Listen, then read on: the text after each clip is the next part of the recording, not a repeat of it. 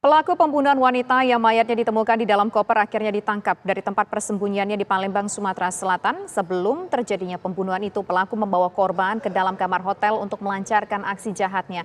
Bagaimana pemirsa, korban bisa terjebak oleh bujuk rayu pelaku yang berdarah dingin ini? Langsung saja kita tanyakan kepada ahli forensik atau psikologi forensik, yaitu ada Mas Reza Indragiri Amril. Selamat sore Mas Reza. Selamat sore, Assalamualaikum. Waalaikumsalam warahmatullahi wabarakatuh. Mas Reza, kalau kita lihat dari runut peristiwanya bahwa pelaku ini membawa korban ke dalam kamar hotel lalu membunuhnya di kamar hotel dan membuangnya di dalam koper, dibuang ke daerah yang cukup jauh beberapa puluh kilometer dari lokasi awal. Kalau menurut Anda, berarti pembunuhan ini sudah direncanakan sedemikian rupa sebelumnya? Sebentar Mbak Tisa, kalau Mbak Tisa menggunakan narasi pembunuhan berencana, sejujurnya saya malah bertanya-tanya tentang hal itu. Kenapa? Saya bayangkan bahwa hotel bukan sungguh-sungguh lingkungan yang dikuasai oleh pelaku. Di sana ada CCTV, di sana ada petugas security, di sana ada sekian banyak orang yang berpotensi menjadi saksi. Pertanyaannya, sestrategis apa gerangan pelaku memilih lingkungan tersebut untuk kemudian melancarkan aksi kejahatan terlebih berupa pembunuhan terhadap orang yang dia kenal. Saya dengan rasa sanksi seperti itu bertanya, seberapa jauh kemungkinan bahwa pelaku ini boleh jadi sejak awal tidak sungguh-sungguh punya niatan untuk menghabisi korban.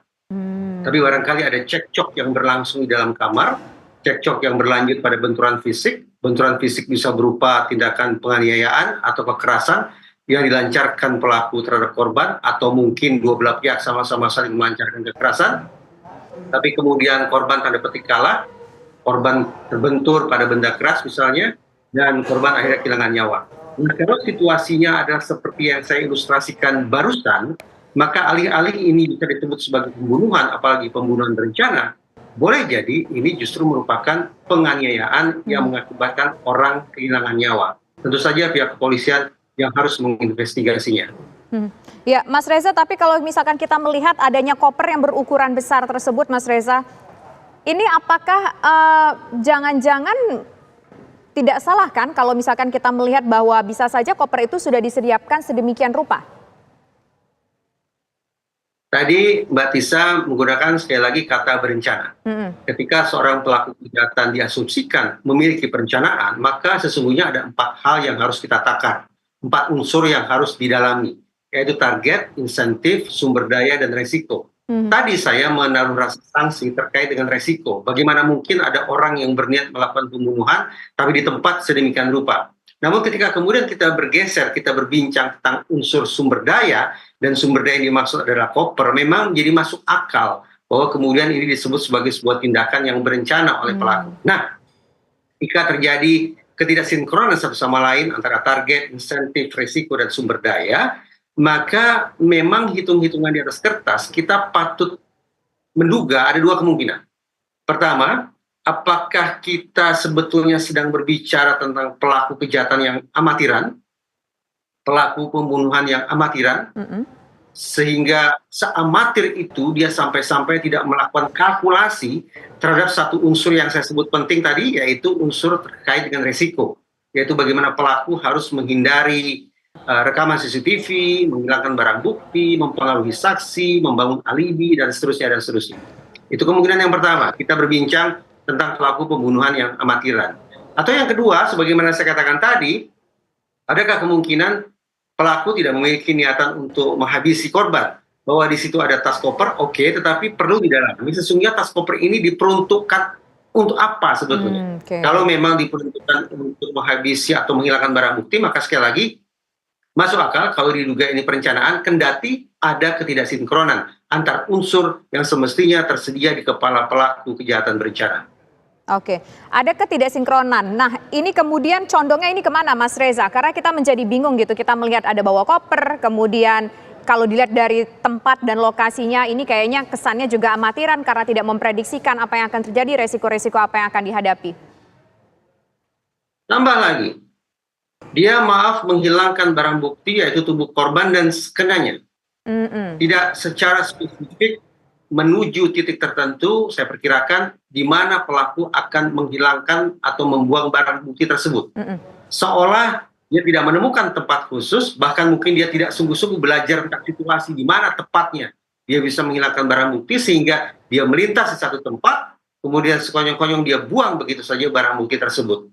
Ini satu data tambahan yang membuat saya sekali lagi mengatakan kenapa terkesan ada ketidaksinkronan dalam proses berpikir pelaku untuk kemudian secara genap kita sebut sebagai pelaku kejahatan, apalagi pembunuhan berencana.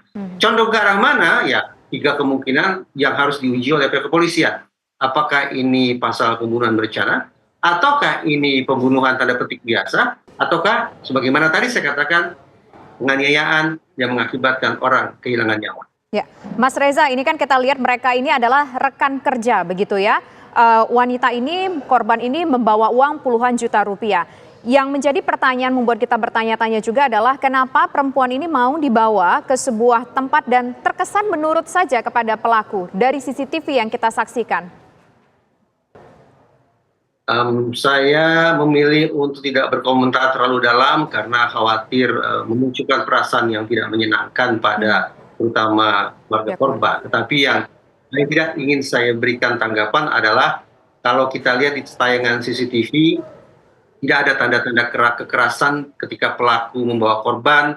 Korban juga tidak menunjukkan perilaku perlawanan sebagaimana yang ada di CCTV. Maka boleh jadi yang dilancarkan oleh pelaku merupakan grooming behavior terhadap korban. Ini merupakan salah satu modus yang bisa dilakukan oleh pelaku kejahatan ketika ingin membawa korban ke dalam situasi yang dia inginkan tanpa memunculkan ketakutan, tanpa memunculkan perlawanan dari pihak korban. Dengan adanya grooming behavior, misalnya tawaran pertemanan, kehangatan, persahabatan, dan perasaan-perasaan positif lainnya, maka kita bisa bayangkan korban tidak menaruh sangka apapun terhadap pelaku. Karena korban berprasangka positif terhadap pelaku, maka relatif mudah bagi pelaku untuk membawa korban ke lingkungan yang akan dia jadikan sebagai lokasi kejahatan tersebut. Ya.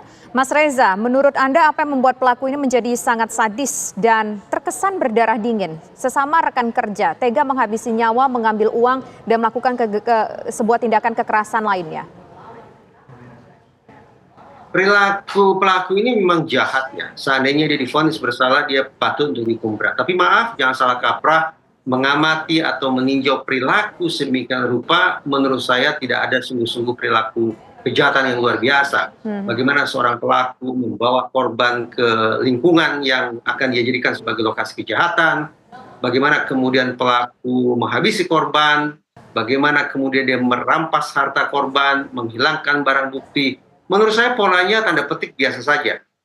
Misi 1, misi 2 terlihat konvensional belaka. Misi 1 yaitu bagaimana seorang pelaku melancarkan aksi agar bisa mencapai visi tertentu, yaitu dalam kasus ini berupa hilangnya nyawa korban. Yang berlanjut dengan misi kedua, yaitu bagaimana pelaku menampilkan sekian banyak upaya untuk menghilangkan barang bukti dalam rangka menghindari pertanggungjawaban pidana.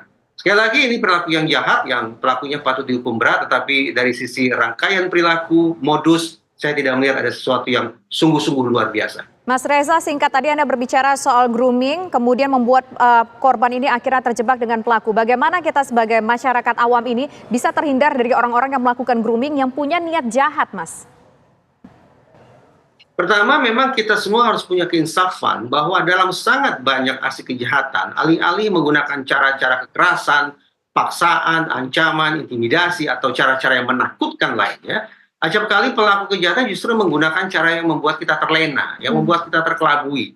Dan ketika kita sudah menaruh perasaan positif, maka boleh jadi kita sudah berada dalam penguasaan pelaku. Itu poin pertama. Yang kedua yang paling rumit adalah kita selama ini seringkali memberikan petua agar hati-hati terhadap orang yang tidak dikenal, waspada terhadap orang asing. Padahal, hitung-hitungan di atas kertas, pihak yang paling mungkin menjahati kita, yang paling mungkin memviktimisasi kita, tak lain justru adalah orang dekat.